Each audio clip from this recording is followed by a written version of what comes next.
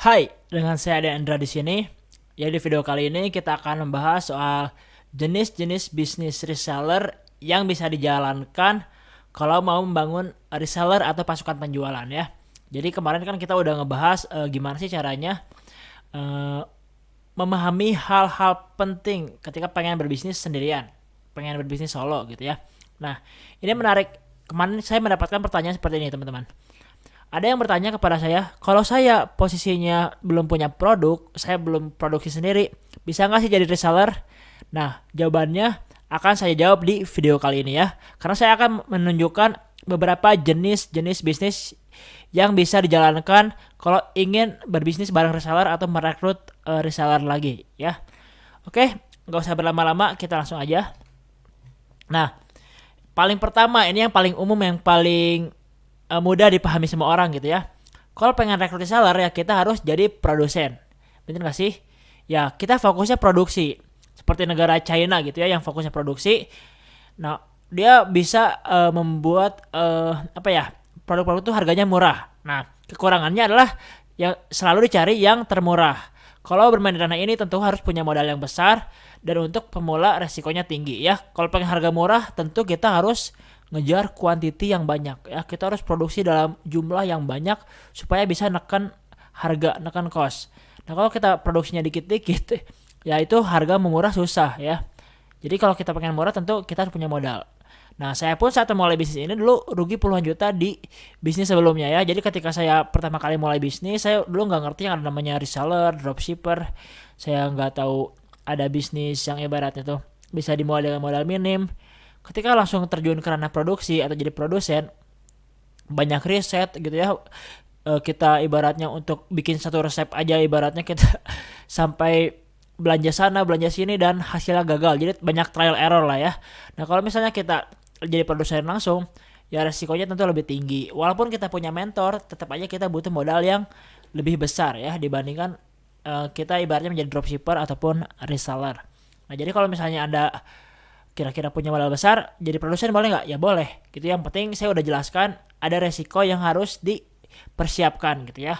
Nah kalau misalnya Anda nggak punya modal besar ya saya tidak menyarankan Anda untuk langsung jadi produsen ya, karena ketika nanti Anda gagal Anda makin ngedown, malah mungkin bisa nggak lanjut lagi bisnisnya gitu ya, malah nyari kerja gitu kan, kecuali mungkin emang mentalnya udah siap gitu untuk all out gitu kan.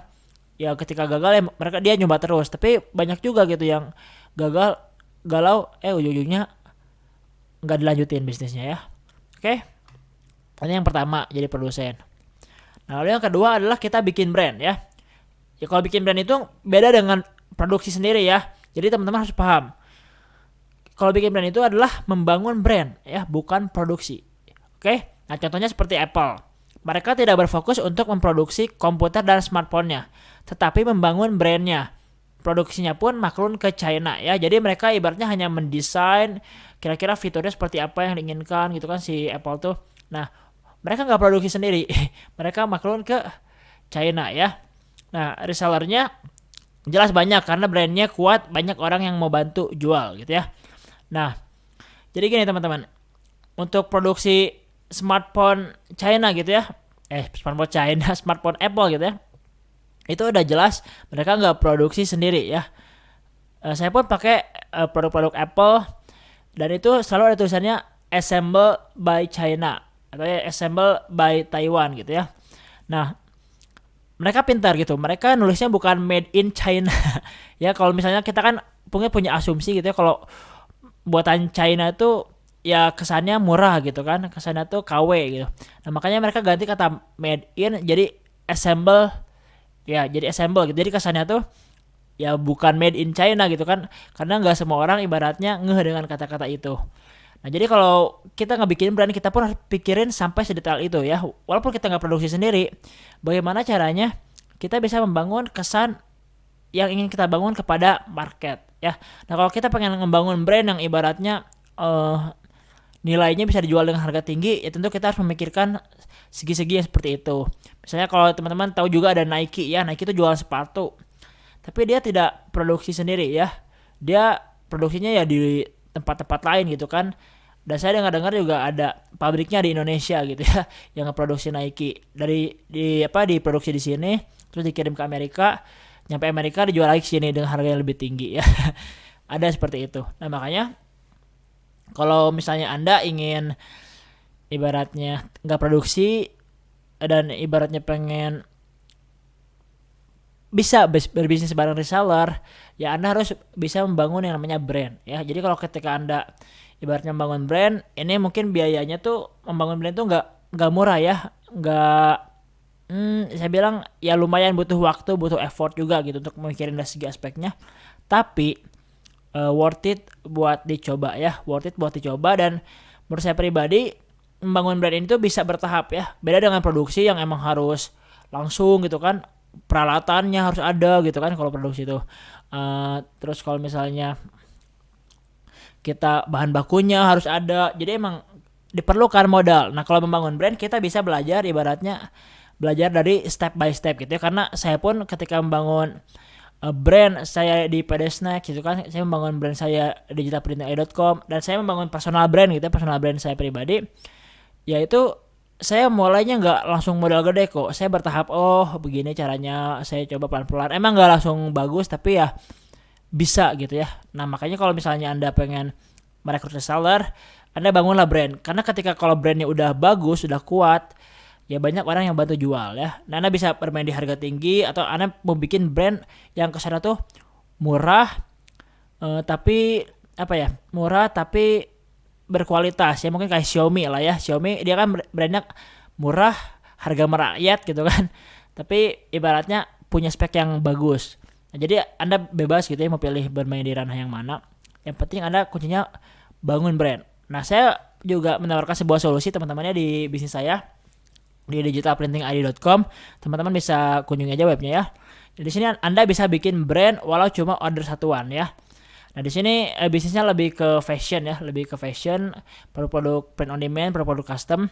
Nah, Anda bisa dropship, nggak perlu ribet packing, dan banyak varian produknya. Ada kaos, hoodie, sweater, topi, dan lain-lain ya. Itu Anda bisa order satuan dan bisa di custom ya. Udah pakai brand Anda. Dan modal joinnya pun hanya 99.000 aja di digitalprintingid.com. Nah kalau emang ada kira-kira, saya mau bangun brand supaya nanti saya bisa merekrut reseller. Nah ini sangat cocok buat Anda juga yang ibaratnya pengen jualan sendiri. Bisa, ibaratnya pengen rekrut reseller juga bisa gitu ya. Nah Anda bangun brand, Anda jual dulu sendiri di awal. Nah, lalu Anda bisa sambil rekrut reseller. Karena kenapa ibaratnya orang gak akan membandingkan harga? Ya karena brandnya brand Anda gitu ya. Karena brandnya brand Anda, nanti Anda bisa membangun kesan-kesan bagaimana membangun brand. Dan kebetulan saya pun nanti akan membuat kurikulum gitu ya buat teman-teman yang pengen ngebangun brand. Apa aja sih yang harus dilakuin di digitalprintingid.com, nanti ada kurikulumnya. Dan teman-teman bisa ibaratnya mulai hanya dengan modal 99.000 udah bisa ngebangun brand sendiri ya. Ini sekilas info aja.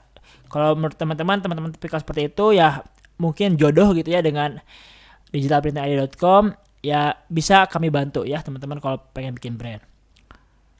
Nah lalu Anda pun bisa menjadi affiliate ya, affiliate yang menawarkan komisi recurring. Nah, jadi affiliate ini tuh memang menyediakan komisi untuk para affiliate-nya ketika affiliate-nya mengajak orang lain untuk jadi reseller melalui linknya. Dan setiap resellernya perpanjang keanggotaannya atau bahkan setiap order affiliate mendapatkan komisi ya.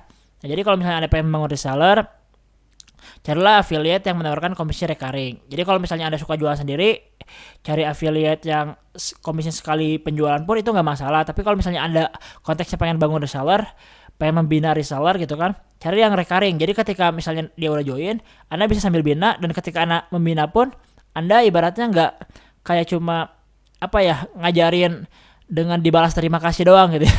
Tapi Anda pun ada cuannya gitu ya. Anda ada komisinya. Ya kita nggak usah munafik lah ya. Kita ibaratnya berbisnis tentu tujuannya pengen profit, pengen ada perubahan kan hidup kita. Ya kita harus cari ibaratnya peluang-peluang yang seperti ini. Dan mungkin nanti saya pun bisa menyediakan peluang seperti ini. Tapi untuk sekarang saya ketika saya membuat video ini itu belum ada ya. Saya belum ada affiliate yang dengan komisi recurring. Tapi saya sudah mempersiapkan plan ke depannya, nanti ada ya affiliate dengan komisi recurring. Jadi nanti kita bisa kerjasama juga kalau Anda tipikalnya suka dengan seperti ini ya. Kalau untuk sekarang mungkin Anda bisa cari juga di luar sana mungkin ada ya. Nah, lalu Anda pun bisa menjadi agen atau distributor ya, karena kalau agen atau distributor udah jelas memang goalnya itu quantity sales ya.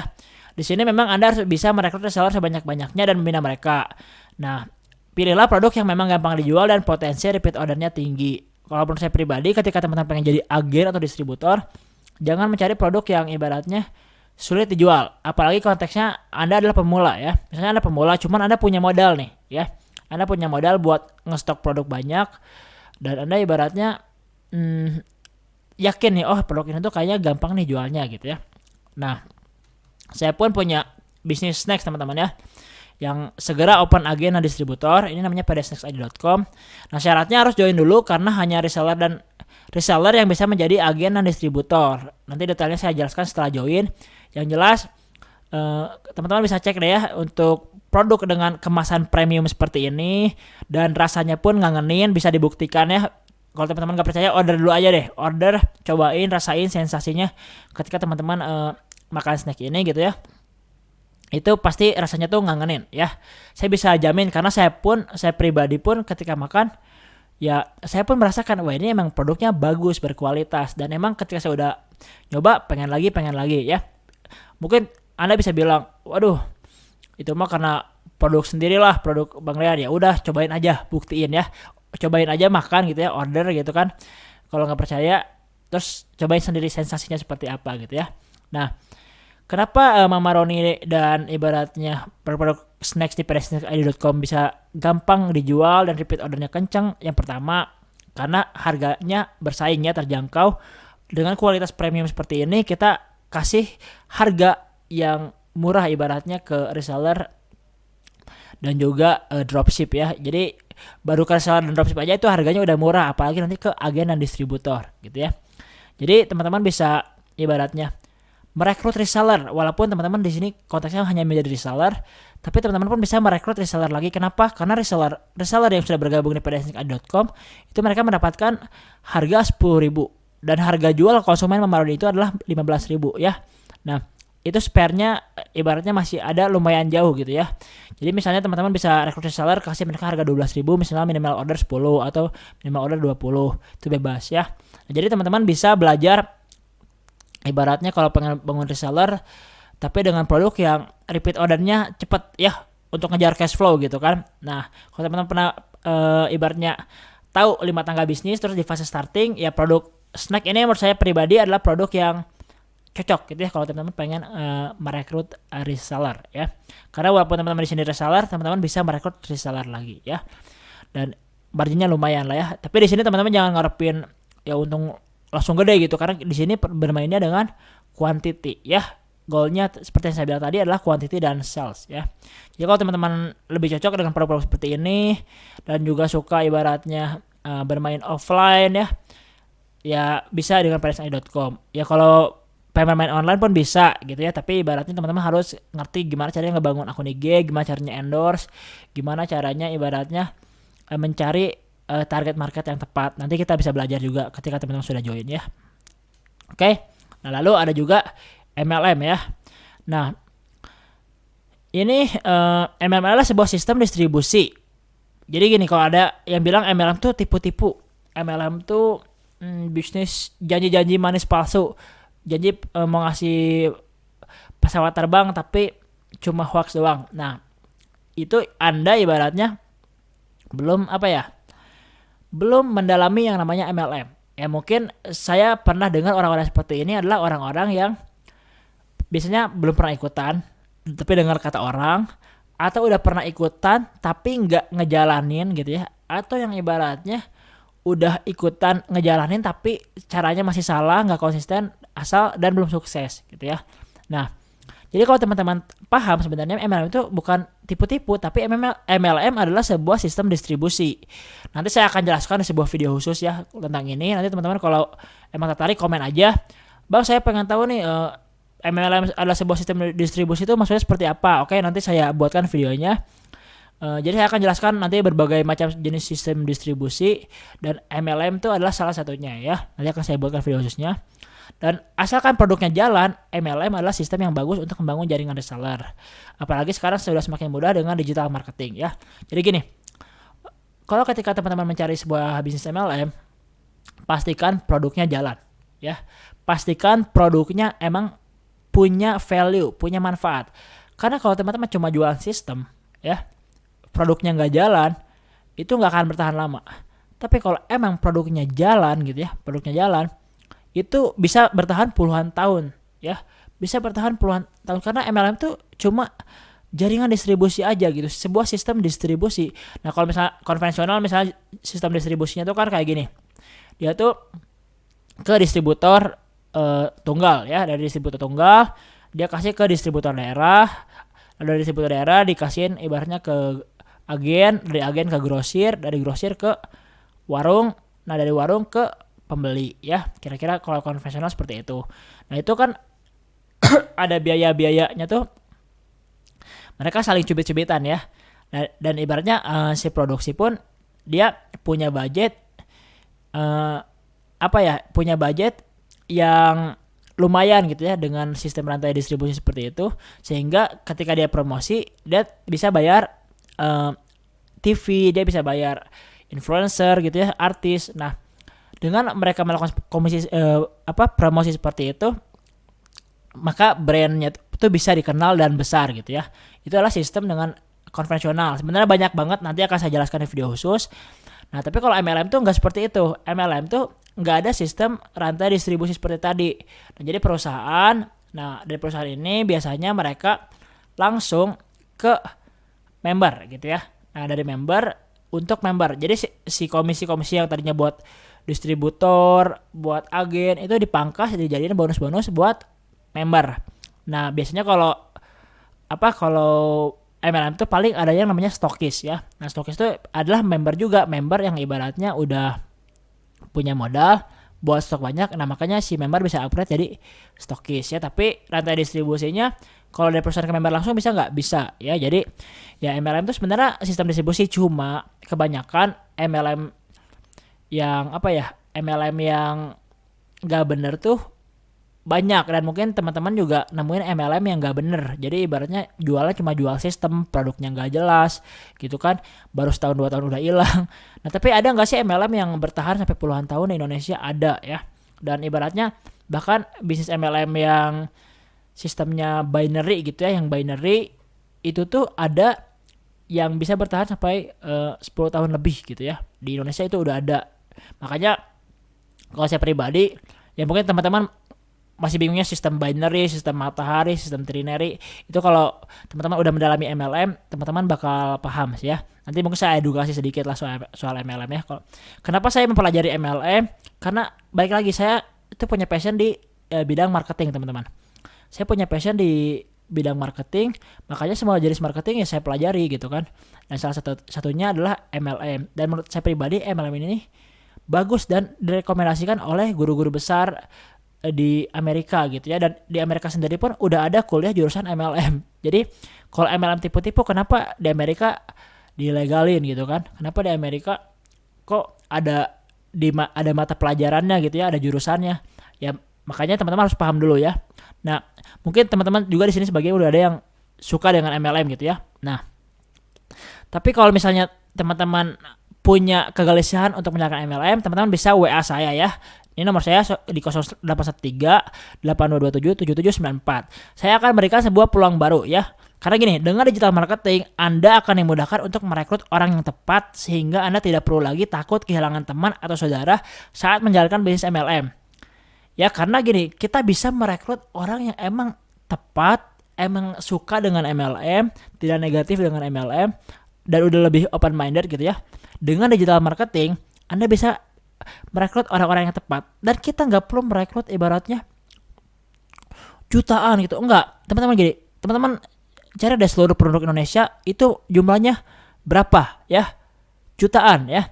Nah, teman-teman ibaratnya punya 1000 orang aja yang teman-teman rekrut gitu ya. Teman-teman cukup cari 1000 orang misalnya, ya. 1000 orang kira-kira kalau dari online gitu ya, dengan ibaratnya jumlah penduduk Indonesia yang jutaan, itu susah nggak sih nyarinya? Enggak, ya. Dan di sini teman-teman fokus nyari 1000 orang yang emang suka dengan bisnis MLM dan emang nggak negatif. Itu bisa nanti saya ajarin ya. Kalau teman-teman emang tertarik dengan MLM, teman-teman WA aja ke nomor saya di sini ya. Karena saya pun akan memberikan sebuah peluang baru ya untuk Anda yang ingin menjalankan bisnis MLM. Nggak cuma itu aja, mencari orang tertarget, nggak perlu nawar-nawarin ke teman gitu ya yang ibaratnya negatif, nggak perlu ya. Saya pun akan memberikan sebuah sistem yang otomatis di mana Anda tidak perlu kebingungan mencari prospek, karena untuk mencari prospek Anda hanya butuh sosial media ya. Jadi gini, Anda cukup bermain sosial media, Anda bisa mendapatkan prospek yang nantinya akan menjadi reseller Anda gitu ya. Kalau mungkin kalau di MLM reseller itu bahasanya downline ya, yang akan menjadi downline Anda. Nah, kalau misalnya Anda sekarang punya alasan, Bang Dean, saya tuh sebenarnya mau passive income dari MLM gitu ya, tapi saya tuh takut ditolak, saya tuh takut kehilangan teman. Apalagi saya tuh nggak bisa ngomong, saya tuh nggak bisa ngajak orang. Ya, di sini saya akan berikan sebuah sistem di mana Anda nggak perlu jago ngomong ya.